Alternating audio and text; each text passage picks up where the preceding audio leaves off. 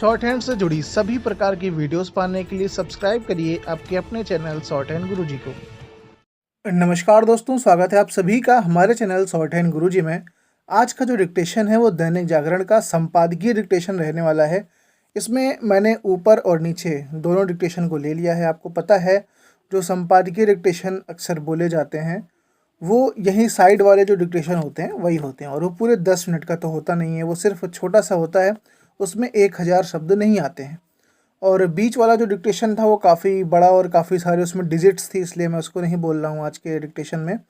तो साइड वाले ही दोनों डिक्टेशन मैंने लिया हुआ है, और उसमें भी आपके पूरे 800 वर्ड नहीं है। ये मान के चलिए 30 शब्द के हिसाब से लगभग 40 शब्द आपके कम कर पड़ रहे हैं, यानी 9.5 मिनट का डिक्टेशन है।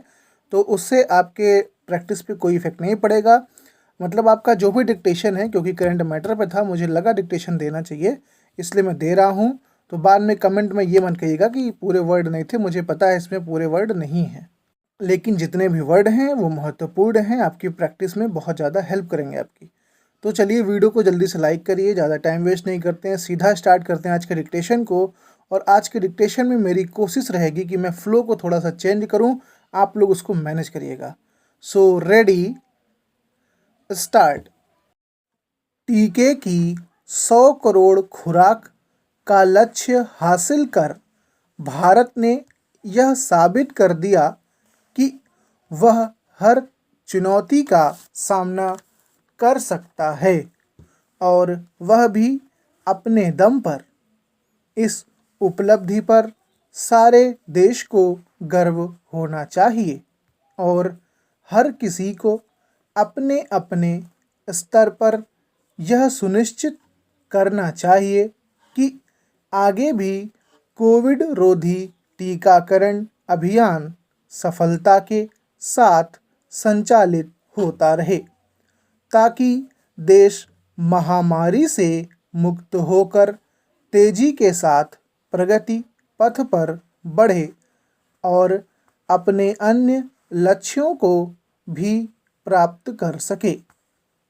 टीकाकरण अभियान भारत की इच्छा शक्ति और साथ ही उसकी क्षमता का भी परिचायक है। इस उपलब्धि से यह भी प्रमाणित होता है कि केंद्र और राज्य सरकारें मिलकर काम करें तो बड़ी से बड़ी चुनौती का सामना कर सकती हैं। सबसे बड़े टीकाकरण कार्यक्रम के सफल संचालन के बाद अन्य क्षेत्रों में भी केंद्र और राज्यों को समन्वय बढ़ाने का काम करना चाहिए। इससे स्वास्थ्य, शिक्षा समेत अन्य क्षेत्रों की चुनौतियों का सामना कहीं आसानी से किया जा सकता है। निःसंदेह यह समय अपनी पीठ थपथपाने का है, लेकिन इस अवसर पर उस सस्ती, संकीर्ण और कलुषित राजनीति को विस्मृत नहीं किया जा सकता, जिसके तहत कभी टीकों की कमी को ज़रूरत से ज़्यादा तूल दिया गया और कभी उन्हें भाजपा का टीका बताया गया। इस तरह की छिछली बातें करने वालों को कम से कम अब तो यह आभास होना ही चाहिए कि ऐसी ओछी राजनीति से ना तो देश और समाज का भला होने वाला है और ना ही खुद उनका। चूँकि भारत ने स्वयं का आत्मविश्वास बढ़ाने और साथ ही विश्व को दिशा देने वाली एक शानदार उपलब्धि अपने बलबूते हासिल की, इसलिए केंद्र और राज्य सरकारों के अतिरिक्त स्वास्थ्य कर्मियों और टीकाकरण अभियान में शामिल अन्य कर्मचारियों के साथ टीके का निर्माण करने वाली कंपनियों की भी सराहना करनी होगी। ऐसा करते हुए यह भी स्मरण रखा जाना चाहिए कि भारत एक ओर जहां अपने 100 करोड़ लोगों का टीकाकरण करने में सक्षम रहा, वहीं उसने दुनिया के अनेक देशों को भी टीकों की आपूर्ति की। कोरोना संक्रमण की दूसरी लहर ने अन्य देशों को टीकों की आपूर्ति में व्यवधान अवश्य डाला, लेकिन अब फिर से भारत अपनी वचनबद्धता पूरी करने को तैयार है। भारत को अब इसके लिए भी सक्रिय होना होगा कि देश में निर्मित सभी टीकों को वैश्विक स्तर पर मान्यता मिले। इसके अलावा अंतर्राष्ट्रीय स्तर पर ऐसी कोई सहमति बने जिससे विभिन्न देशों में आवागमन और अधिक आसान हो सके। यह इसलिए करना होगा क्योंकि इससे ही महामारी से प्रभावित वैश्विक अर्थव्यवस्था को गति देने में सफलता मिलेगी।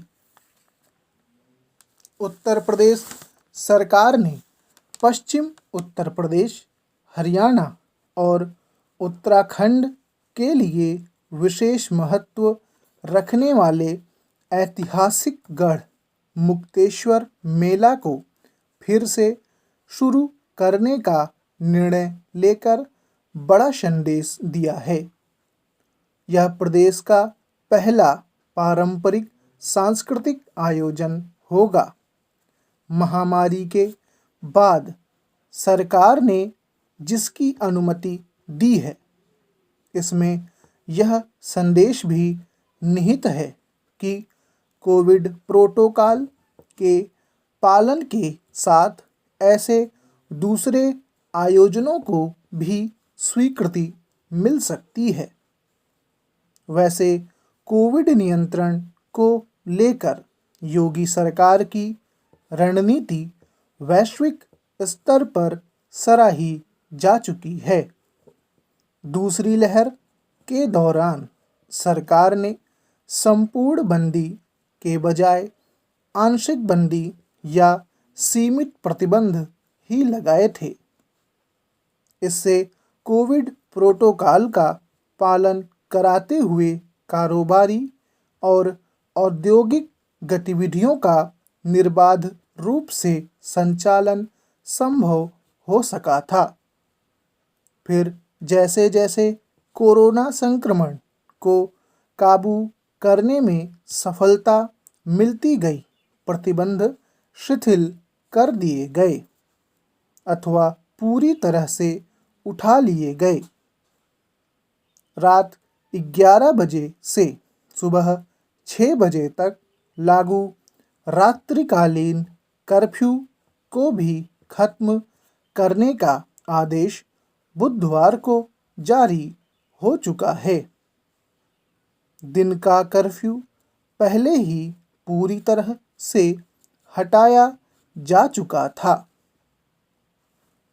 यह हर्ष की बात है कि कोरोना वायरस प्रदेश में घुटने टेक चुका है। अधिकांश जिलों में एक भी सक्रिय केस नहीं है, इसलिए बंदिशें रखने का अब कोई तुक भी नहीं रहा। दूसरी सुखद तस्वीर कोरोना रोधी टीकाकरण की वजह से भी बनी है। प्रदेश के 12 करोड़ से अधिक लोगों को अभी तक टीका लगाया जा चुका है। इसके बावजूद जनता को इसका ख्याल रखना होगा कि कोरोना अभी घटा है, खत्म नहीं हुआ। हमें सतर्कता और सावधानी बरतनी ही है। संक्रमण बढ़ने का कोई भी मौका नहीं देना है। मास्क और शारीरिक दूरी का फार्मूला अपनाए ही रखना है। टीका लगवाने के लिए भी सबको प्रेरित करना है, जिससे त्योहारी खुशियों में सबका घर रोशन हो सके। आओ कोरोना महामारी की काली छाया से उबरकर हम सब नए उत्साह और उमंग के साथ तीज त्योहारों और पर्वों का आनंद लें। समय, समाज और सरकार की यही पुकार भी है। स्टॉप। दोस्तों, डिक्टेशन अच्छा लगा हो तो प्लीज़ लाइक करिएगा और अगर आप चैनल पर नए हैं तो सब्सक्राइब करना मत भूलिएगा। और हाँ, डिक्टेशन आपका कैसा हुआ है, कितनी मिस्टेक्स आई हैं, ये ज़रूर कमेंट करके बताइएगा। मिलते हैं फिर नेक्स्ट वीडियो में, तब तक के लिए गुड बाय।